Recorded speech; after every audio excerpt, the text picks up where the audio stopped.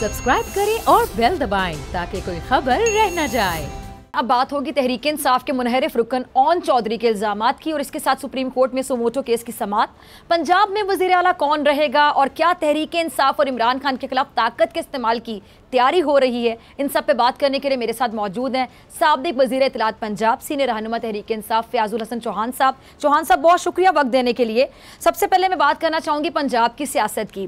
तहरीक इंसाफ के मुनहरिफ रुकन ओन चौधरी ने एक इंटरव्यू में इंकशाफ किया है कि जी पंजाब में पोस्टिंग और ट्रांसफ़र की बात बनी गाला में होती थी और बैग लाहौर पहुँच जाता था। इसके अलावा उन्होंने ट्रांसफ़र और पोस्टिंग पर भी पैसे लेने के इल्ज़ामात लगाए हैं। चौहान साहब, अच्छा, आप बुज़दार हुकूमत की काबीना के अहम रुकन थे, क्या कहेंगे इन इल्ज़ामात पर? फिजा, ओन चौधरी एक ऐसा करैक्टर, एक ऐसा एक्टर, एक ऐसा फैक्टर है कि जिसके हवाले से छोटू तारड़ जना अता तारड़ साहब, उनके इंकशाफात ही काफ़ी है कि जो पिछले 5, 6, 7, 10 सालों में वो उनके मुतल्लिक करते रहे हैं। मैं हैरान हूँ कि आले शरीफ ने अपनी आला और अरफा रवायात को बरकरार रखते हुए मुखालफीन की ज़ाती ज़िंदगी, मुखालफीन की माँ बहन बेटी और मुखालफीन के ख़ानदान के अंदर झांकने के लिए उन्होंने ओन चौधरी जैसा बंदा वो लॉन्च कर दिया है। और उसने एक इंटरव्यू एक लीडिंग टीवी चैनल के लिए उन्होंने जनाब रिकॉर्ड किया है, जो परसों जनाब वो उस टीवी चैनल पे आ रहा है। मैंने उसका जवाब सोशल मीडिया पे दे दिया है। मैं आपको सिंपल एक बात कहूँगा कि ओन चौधरी से मेरी गुजारिश है, खुदारा गली महल्ले के आवारा बच्चे या टॉयलेट के टिश्यू पेपर की तरह आले शरीफ के हाथों में इस्तेमाल मत हो, वरना तेरे हवाले से जितनी सारी चीज़ें पूरी दुनिया जानती है, इसका करैक्टर, इसका माजी, इसका बैकग्राउंड, इसका पीटीआई के अंदर जो किरदार, वो मैं इसका पूरा व्यू देखने के बाद फिर मैं इंशाल्लाह उसके मुताबिक इसका जवाब दूंगा। लेकिन उससे ये पूछो, जब तुम लिया करते थे 2-2 लाख और 5-5 लाख रुपया सिर्फ पिछले 6-7 सालों में, 8 सालों में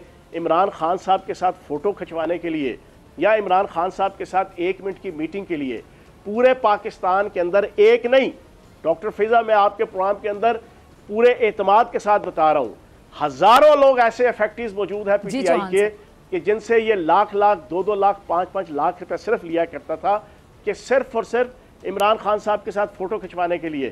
तो इस जैसे बंदे की आप बात को जनाब सच्चा जनाब समझेंगे? अच्छा फयाज साहब, आप भी बड़ा इंकशाफ करें कि ओन चौधरी साहब लोगों से लाख लाख, 2-2 लाख लेते थे कि इमरान खान साहब से मुलाकात करवा दूंगा, ये फोटो खिंचवा दूंगा। बिल्कुल, ये तो इस कैरेक्टर का जना इंसान था, ये तो इस कैटेगरी का इंसान था, और आज ये बातें कर रहा है। इसका ये तो मैं खैर बताऊंगा, अभी मैं इस पर ज्यादा बात नहीं करूंगा, ना आपका टाइम जाया करूंगा ना अपना। ये इसका परसों लग जाए, उसके बाद प्रेस कॉन्फ्रेंस भी करेंगे, फिर आपका शो भी कर लेंगे, उसमें मैं इसका पूरा बैकग्राउंड, ये जैसा बोलेगा, ये खानदान पे आएगा इमरान खान साहब के तो इसके खानदान पे आएंगे, ये ज़ात पे आएगा तो इसकी ज़ात पे आएंगे, ये अपने मुआश के हवाले से बात करेगा, मैं इसका कट्टा छट्टा एक एक चीज़ खोल के पूरी दुनिया के सामने रखूंगा कि इसकी ज़ात क्या है, इसका करैक्टर क्या है, इसके बैकग्राउंड क्या है, ये किस किस की जनाब गाड़ियाँ साफ करता रहा है, ये किस किस के दफ्तर के अंदर क्या क्या काम करता रहा है, और इसकी हरकत और सकरात क्या है, ये सारी चीज़ें रखेंगे। इस जैसे बद किरदार आदमी को कि जिसने इम्पोर्टेड हुकूमत और अंजमन गुलामान अमरीका का एक टाउट होने के हवाले से अपना किरदार अदा किया, उसकी बातों के ऊपर यकीन करेंगे। अच्छा चौहान साहब, आगे चलते हैं। सुप्रीम कोर्ट ने शहबाज शरीफ और हमजा शहबाज के केसेस में जो होने वाले तबादले हैं वो रोक दिए हैं। अब आप कैसे देख रहे हैं सुप्रीम कोर्ट के फैसले को? क्या अब ये जो मनी लॉन्ड्रिंग में हमजा और शहबाज पर फर्द जुर्म आयद होगी? देखो फिजा, बात यह है कि इस 1.25 महीने के अंदर इस इम्पोर्टेड हुकूमत ने, इस वज़ीर आज़म ने और इस वज़ीर आला इब्ने वज़ीर आज़म ने कुछ भी नहीं किया। हालात ये है कि 20 से 24 रुपये का डॉलर महंगा हो गया। हालात ये है कि मुर्गी आपकी, क्योंकि कुकड़ी माफिया तो वैसे ही हमजा शहबाज सारा के सारा पंजाब और पाकिस्तान के अंदर मुर्गी का और कुकड़ी का कारोबार के ऊपर है, उसको उसने महंगा कर दिया 200-200 रुपये किलो। उसके अलावा लीमू 1000 रुपये किलो महंगा कर दिया। इसने महंगाई का एक तूफ़ान बदतमीज़ी आ गया, लाकानूनियत का तूफ़ान बदतमीज़ी आया हुआ है। लेकिन ना आपके क्राइम मिनिस्टर कुछ कर पा रहा है, तो ना आपका ये इल्लीगल वज़ीर आला अगर कुछ कर पा रहा है तो जनाब अपने कागजात सीधे बदले कर रहे हैं।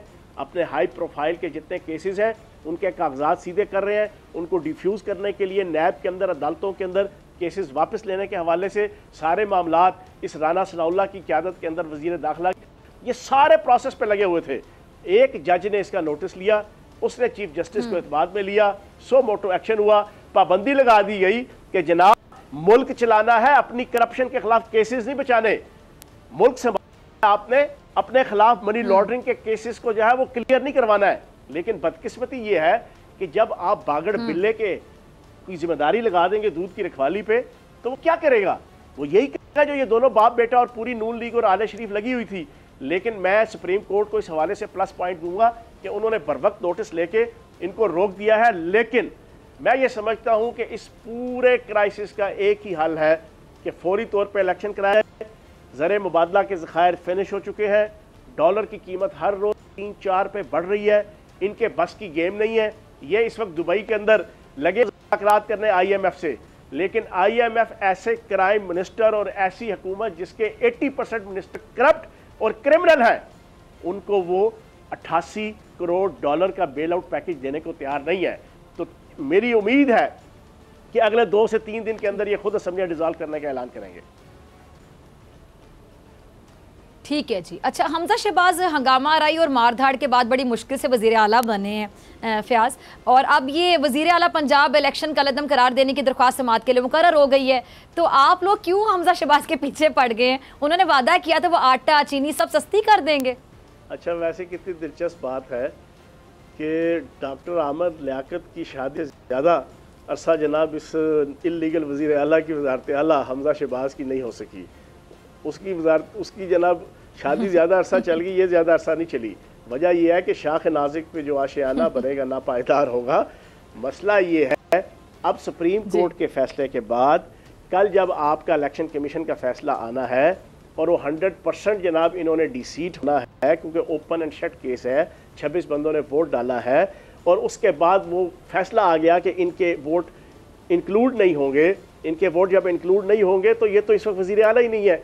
इनमें रत्ती बराबर शर्म हया होती ना, जो अक्सर शर्म हया के कैप्सूल ख्वाजा आसिफ अपनी हिकमत खाने से और अपनी हिकमत की दुकान से बेचा करते थे, कभी असम्बली के फ्लोर पे और कभी जनाब तकरीरों में।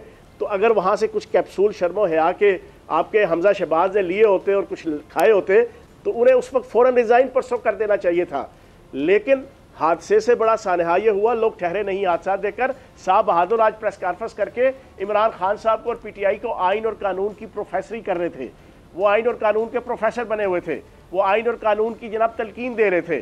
और तुम्हें शर्म आनी चाहिए, तुम इस वक्त इल्लीगल, क्या तुम्हारी वजारत खत्म है, तुम रिजाइन दो। लेकिन मेरी राय ये है कि शहबाज शरीफ, आप हमजा शहबाज 100 प्याज भी खाएंगे और 100 छितर भी खाएंगे, उसके बाद जाओ वजारत आला छोड़ेंगे।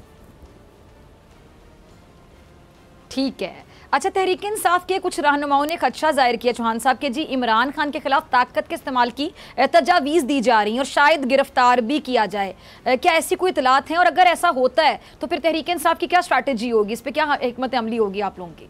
जुल्म फिर जुल्म है, बढ़ता है तो मिट जाता है, खून फिर खून है, टपकेगा तो जम जाएगा। जुल्म की बात ही क्या, जुल्म की औकात ही क्या। जुल्म तो जुल्म है आगाज़ से अंजाम तलक। और डॉक्टर फिजा साहिबा, दबा सको तो सदा दबा दो, बुझा सको तो दिया बुझा दो। सदा दबे हशर होगा, दिया बुझेगा तो सहर होगी। इन्होंने जौन सा खेल खेलना था, इन्होंने सबसे पहले खेला तोशा खाना, उसमें बुरी तरह नाकाम। इन्होंने फरा खान खेला, बुरी तरह नाकाम। इन्होंने मज़हब कार्ड मस्जिद नबवी का वाक़या वाला खेला, बुरी तरह नाकाम। इन्होंने अक़लियतों के साथ झगड़ा और मज़हब कार्ड इस्तेमाल किया, सियालकोट वाला, बुरी तरह नाकाम। इन्होंने जनाब हेलीकॉप्टर वाला इस्तेमाल किया, बुरी तरह नाकाम। ये जो भी हथकंडा इस्तेमाल करेंगे इमरान खान साहब के ख़िलाफ़, अल्लाह पाक की ज़ात का उसके ऊपर हाथ है, क्योंकि उसने अल्लाह पाक के महबूब की नामूस की जंग लड़ी है। और अल्लाह पाक कभी भी अपने महबूब की नामूस की जंग लड़ने वाले की नामूस को जो है वो ख़राब नहीं होने देता। ये मेरा ईमान है एक मुसलमान होने के नाते से। वो बड़ा खताकार है इमरान खान हमारी तरह, वो बड़ा गुनाहगार है हमारी तरह।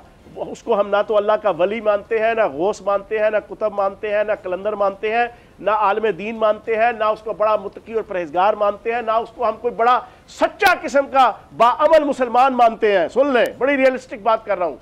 लेकिन हम उसे मानते हैं कि वो एक जुर्रतमंद, दयानतदार मुसलमान हुक्मरान है, जिसने पूरी दुनिया के अंदर नामूस रसालत की जंग बड़े टैक्टफुली और बड़े पीसफुली लड़ी और उसको मनवाया आलमी ताकतों से भी और यूरोपीय ताकतों से भी, यहूदो नसारा से भी। तो जनाब जिसने नामूस रसालत की जंग लड़ी हो, अल्लाह पाक उसकी नामूस इंशाल्लाह खराब नहीं होने देगा। बाकी इज्जत और जिल्लत और जान और माल अल्लाह के हाथ में है। वह तो इज़्ज़ु मन तशा व तुज़िल्लु मन तशा बियदिकल खैर इन्नका अला कुल्लि शैइन कदीर। इज्जत और जिल्लत के फैसले ज़मीनों पे नहीं आसमानों पे होते हैं, और आसमानों पे बैठने वाला से ज़्यादा नीयतों की बुनियाद पे इज्जत और जिल्लत देने के फैसले करता है। तो इमरान खान साहब की नीयत नेक है, खूबसूरत बाकी ये जो करेंगे आप देख रहे हैं। इस वक्त बनी गाला के बाद सैकड़ों लोग आके जनाब तंबू कनाते बिछा के जनाब बैठ गए हैं। उन्होंने कहा हम हिफाजत करेंगे इमरान खान की। जू जू दिन बढ़ेंगे हजारों लोग बनी गाला में जमा होंगे। तो जनाब ये इज्जत जो है ना, ये अल्लाह पाक की जात देती है। ये इन नकम्मों, चोरों, लुटेरों और नौसरबाजों को, खत्म नबूवत के चोरों को, इनको इस तरह की इज्जत नहीं मिलनी। इनकी किस्मत में छितर है, इनकी किस्मत में लित्तर है, इनकी किस्मत में जिल्लत है, इनकी किस्मत में रुसवाई है, इनकी किस्मत में जगहसाई है, जो पहले भी थी और अब भी इंशाल्लाह इनको मिलेगी। सब्सक्राइब करें और बेल दबाएं ताकि कोई खबर रह न जाए।